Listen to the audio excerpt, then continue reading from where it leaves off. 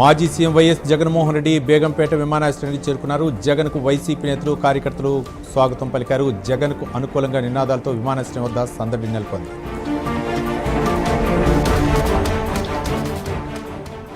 కడప జిల్లా పులివెందుల్లో ఈడీ సోదాలు కొనసాగుతున్నాయి. ఎంపీ వైఎస్ అవినాష్ రెడ్డి నివాసంతో పాటు దేవిరెడ్డి శంకరెడ్డి ఇంట్లోనూ అధికారులు తనిఖీలు చేపట్టారు. కొన్ని బ్యాగులను అధికారులు స్వాధీనం చేసుకున్నట్లు సమాచారం. సోదాల తర్వాత పూర్తి వివరాలు వెల్లడయ్యే అవకాశం ఉంది. జోరాల ప్రాజెక్టుకు వరద ప్రవాహం తగ్గుముఖం పట్టింది. ప్రస్తుతం ఇన్ఫ్లో 55,000 క్యూసెక్లు, అవుట్ఫ్లో 45,417 క్యూసెక్లుగా ఉంది. ప్రాజెక్టు గేట్లన్నీ మూసివేగా 394 మెగావాట్ల విద్యుత్ ఉత్పత్తి కొనసాగుతోంది.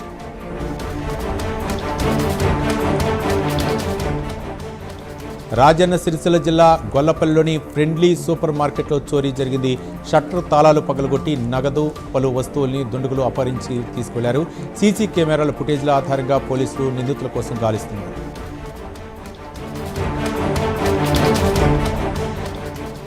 బంగాళాఖాతంలో అల్పపీడన ప్రభావంతో తెలుగు రాష్ట్రాల్లో వర్షాలు కురిసే అవకాశం ఉందని వాతావరణ శాఖ తెలిపింది.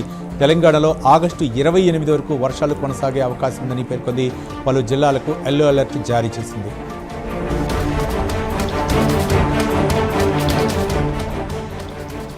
భారత్లోని మారుమూల గ్రామీణ ప్రాంతాలకు స్టార్లింక్ ఎంతో ఉపయోగపడుతుందని ఎలన్ మస్క్ తెలిపారు. శాటిలైట్ ఆధారిత ఇంటర్నెట్తో మెరుగైన కనెక్టివిటీ అందించవచ్చని పేర్కొన్నారు. భారత్లో వాణిజ్య సేవల ప్రారంభానికి అనుమతుల ప్రక్రియ కొనసాగుతోంది.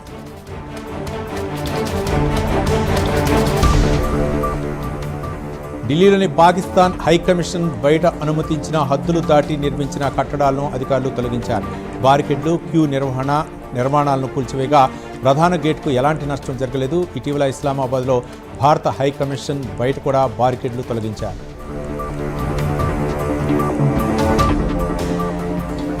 యుఎస్ గ్రీన్ కార్డు దరఖాస్తు ఫామ్ పార్ 85 యుఎస్ సిఐఎస్ మార్పులు చేసింది. సెప్టెంబర్ 18 నుంచి కొత్త ఎడిషన్ ఫారాలను మాత్రమే స్వీకరించింది. పాత ఫారాలు సమర్పిస్తే దరఖాస్తులు తిరస్కరణకు గురవుతాయని స్పష్టం చేసింది.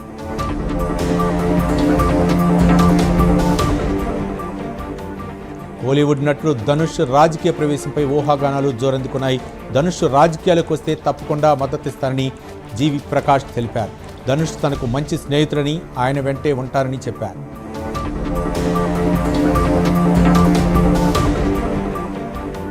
విశాల్ తండ్రి కొడుకులుగా ద్విపాత్రాభినయం చేసిన మకుటం ఓటీటీకి విడుదలకు సిద్ధమైంది.